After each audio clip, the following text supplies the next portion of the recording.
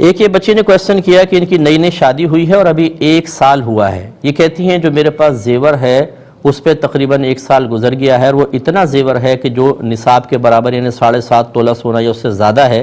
لیکن ان کو کسی نے کہا کہ جب شادی ہوتی ہے تو شادی کے پہلے سال سونے پر کوئی زکوٰۃ نہیں ہوتی، 1 سال کے بعد ہوگی، یعنی پورا سال گزر جائے اس کے اگلے سال سے زکوٰۃ بننا شروع ہوگی. کیا حکم شرع ہے؟ دیکھیں جس نے بھی ایسا کہا بالکل غلط کہا. زکوٰۃ کے وجوب کے لیے شادی کا ہونا یا اس کا پہلا سال ہونا یا نہ ہونا یہ کوئی شرط میں سے مقرر نہیں کیا گیا ہے.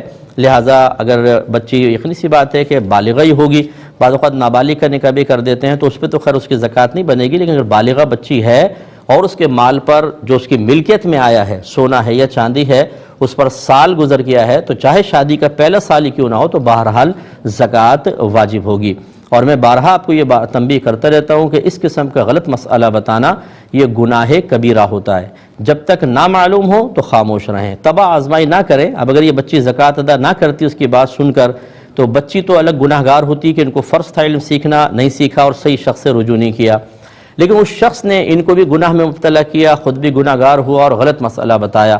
نبی کریم صلی اللہ علیہ وسلم کے فرمان ذیشان کے مطابق جو بغیر علم کے فتویٰ دے اس پہ زمین و آسمان کے تمام فرشتے لعنت کرتے ہیں، اس لیے اس سے اجتناب کریں.